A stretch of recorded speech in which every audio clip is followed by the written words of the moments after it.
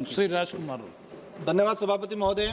आज आपने अनुदान की पूरक मांगों पर 2025-26 की पूरक मांगों पर बोलने का अवसर प्रदान किया।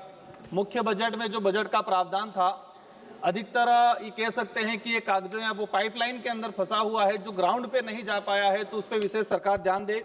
मैं विशेषकर कहना चाहूँगा कि अनुपूरक जो डिमांड आई है उसमें जो बजट घटाया बढ़ाया गया है, तो विशेषकर एग्रीकल्चर में अभी सबसे ज़्यादा हमने धरती को नशीली बना दिया है।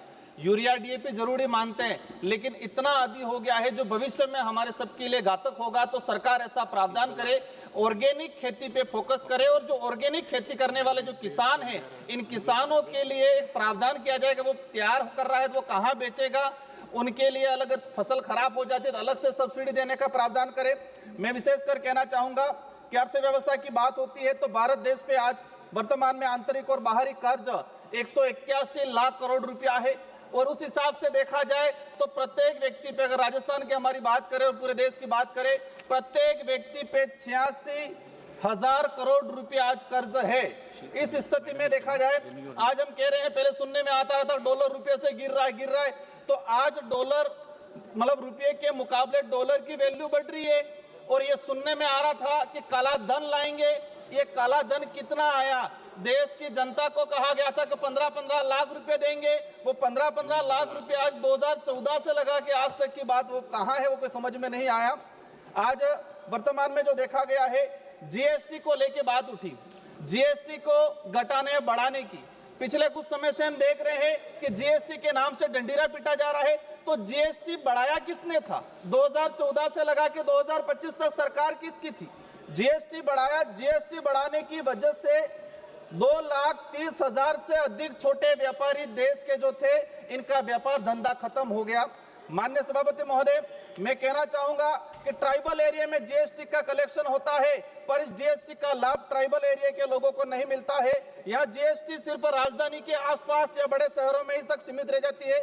जीएसटी में ट्राइबल एरिया हेतु सेस कर लगाया जाए, ताकि यहाँ से जो भी कलेक्शन होता है उसका उपयोग ट्राइबल क्षेत्र के लिए किया जाए। वर्तमान देखा गया है कि भाजपा सीना तान कर कहती है कि हम विश्व की 5वीं बड़ी अर्थव्यवस्था है, हमें भी गर्व है कि हमारा देश है। लेकिन हकीकत क्या है? हकीकत यह है कि वर्तमान में जो देखा गया है, प्रति व्यक्ति, मैम 1 मिनट हुआ है, 2 मिनट में मेरी बात समाप्त करूंगा, 146वें नंबर पर, मतलब प्रति व्यक्ति आय की बात करें विश्व में 146वें नंबर पे है। और भूखमरी की अगर बात करते हैं तो विश्व में 102 नंबर पे अगर हमारा देश है। ये विकास सिर्फ 140 करोड़ भारतीयों का नहीं हुआ है, ये विकास मात्र 1 से 2% उद्योगपतियों का हुआ है। मेरी मुख्य मांगे रखना चाहूंगा, नरेगा का जो बजट है, राजस्थान में भी डबल इंजन की सरकार है, पूरे केंद्र शासित राज्य प्रदेशों सहित 34 राज्यों, मतलब केंद्र शासित और 28 राज्यों सहित पूरा 2600 करोड़ रुपया बजट है। इसमें मात्र राजस्थान का 1600 करोड़ रुपया बजट पेंडिंग है केंद्र सरकार की तरफ से। इस वजह से नरेगा की स्कीम खत्म हो गई है। मैं चाहूंगा मैम कि हमारी आंगनवाड़ी कार्यकर्ता, हमारी राजीविका की महिलाएं, जब चुनावी दौर आता है, भीड़ की जरूरत पड़ती है, सबसे पहले हम महिलाओं को याद करते हैं, राजीविका और आंगनवाड़ी। उनके लिए क्या व्यवस्था की जाए, उनकी तनख्वाह में बढ़ोतरी की जाए। अंतिम मेरी जो मांग है कि मेरे क्षेत्र के अंदर कडाना और माही प्रोजेक्ट, माही जो डैम है, उससे उस क्षेत्र के अंदर धन्यवाद अध्यक्ष महोदय। मैं सरकार द्वारा प्रस्तुत supplementary demand for grants first batch 2025-26 के समर्थन में बोल रहा हूं।